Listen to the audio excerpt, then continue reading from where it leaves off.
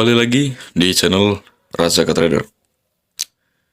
Sebagai trader, memiliki broker yang dapat dipercaya dan berkualitas adalah sangat penting ya untuk keberhasilan trading kita pastinya.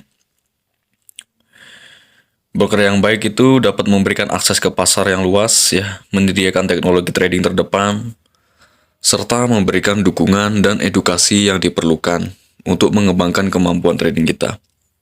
Nah, salah satu broker forex terbaik yang dapat saya rekomendasikan adalah Forex IMF.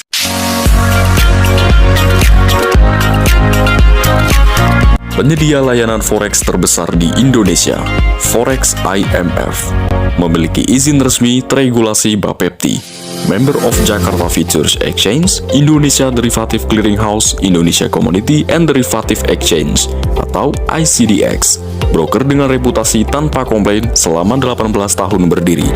Trading pakai akun Lite, broker resmi, free swap, leverage 1-400, start bisa 2,5 juta aja.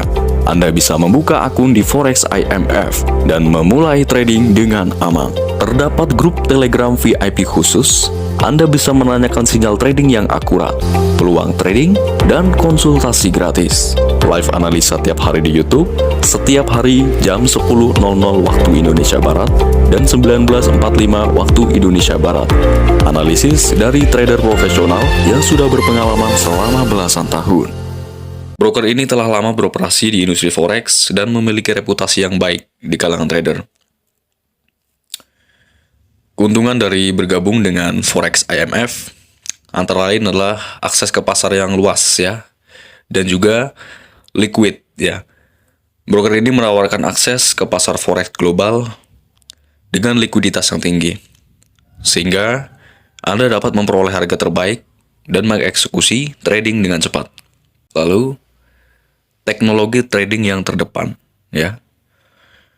Forex IMF menyediakan platform trading yang user-friendly dan dilengkapi dengan berbagai alat analisis teknis ya, dan juga fundamental analisis yang diperlukan untuk membuat keputusan trading yang cerdas pastinya.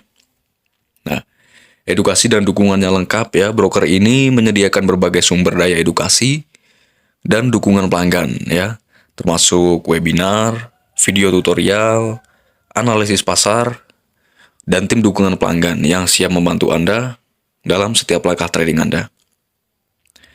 Yang tidak kalah penting dari Forex IMF ini adalah keamanan dan regulasi ya.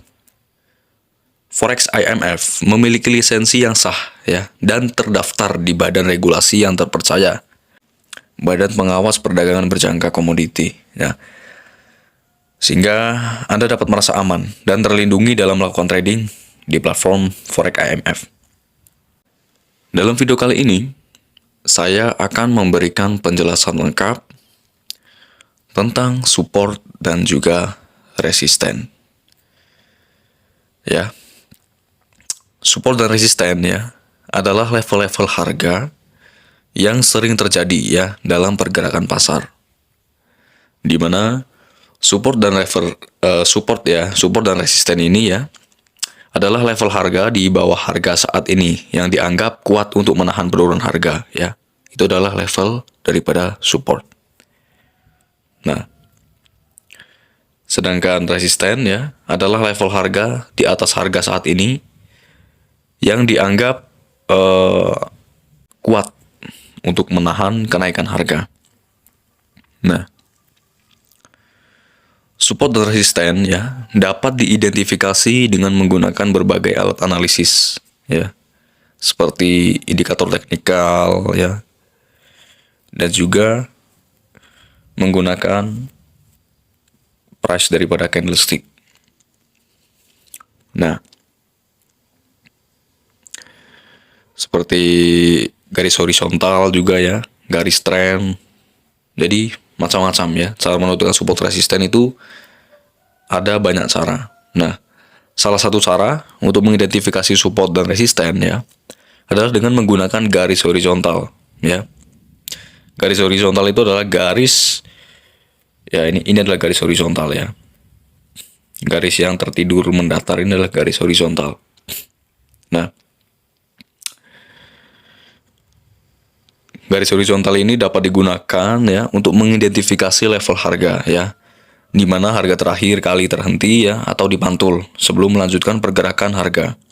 Nah, garis horizontal ya dapat digambar pada level-level tertentu ya, seperti level support dan resisten. Garis horizontal dapat digambar pada level-level tertentu ya, seperti level support dan resisten historis ya. Ini contoh ya. Contoh di sini adalah resisten ya. Harga tertinggi ini adalah resisten. Dan harga tertinggi ini adalah resisten ya. Dan harga terendah ya.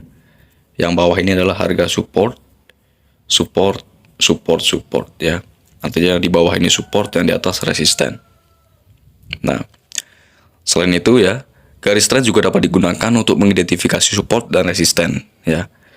Garis tren ini dapat digunakan untuk mengidentifikasi tren naik atau turun ya, dan juga dapat membantu mengidentifikasi level-level support dan resisten yang potensial. Seperti apa sih support resisten yang potensial ya? Support resisten yang potensial ya adalah yang seperti ini contohnya ya. Di sini terbentuk support ya. Harga support ini adalah harga yang terendah ya. Ketika harga memantul ke atas ya, ini adalah level penting ya. Level support yang terpenting di sini. Biasanya ketika harga sedang bergerak turun lalu memantul ke atas, ini mengindikasikan suatu support di level ini sedang kuat ya. Artinya harga bisa saja berbalik arah uptrend jika sudah menyentuh level daripada harga ini. Nah, jadi kesimpulannya adalah support resist adalah harga tertinggi dan terendah ya. Ini adalah level-level penting ya. Yang mana jikalau support ya, support ketika harga sedang turun lalu berbalik arah ke atas, ini bisa mengindikasikan harga akan uptrend ya di level ini ya. Ini adalah levelnya ya. Ini adalah level supportnya ya. Nah, kita bisa scroll ke sini ya. Nah, seperti historis yang lalu ya. Harga ketika menyentuh harga supportnya, dia akan berbalik arah ke atas. Seperti itu ya. Nah, lalu berikutnya, support resisten ini terbentuk karena apa ya? Terbentuknya support dan resisten ini karena apa ya? Yang pasti karena adanya ketidakseimbangan ya antara penawaran dan permintaan. Ya, penawaran dan permintaan itu masuk dalam kategori supply dan demand ya. Support adalah level harga di mana permintaan ya untuk suatu aset meningkat. Nah, dengan demikian harga diharapkan untuk didukung ya atau bertahan di atas level daripada support ini.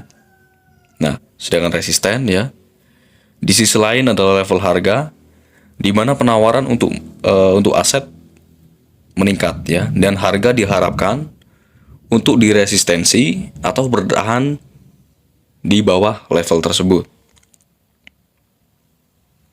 Nah, ketika harga mendekati level support atau resisten ya, trader dan investor cenderung menjadi lebih berhati-hati ya, mengingat bahwa level ini ya dapat berfungsi sebagai titik pembalikan yang potensial untuk tren harga.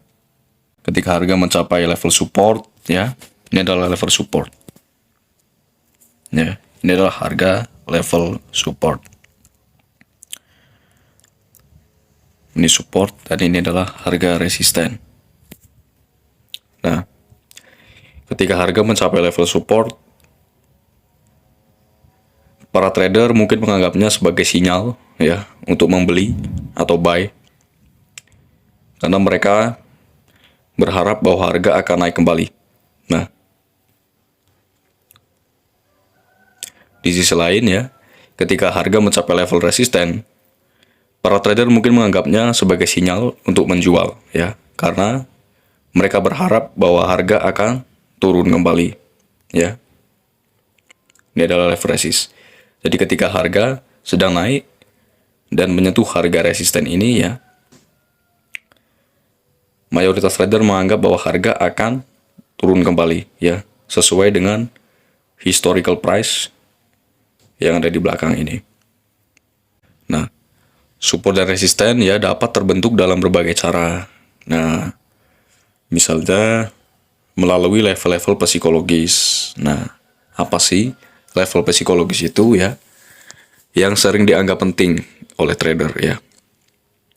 Biasanya level-level psikologis itu bisa diidentifikasi menggunakan bilangan bulat ya. Seperti contohnya ya. Ini adalah harga 1.09001. Nah,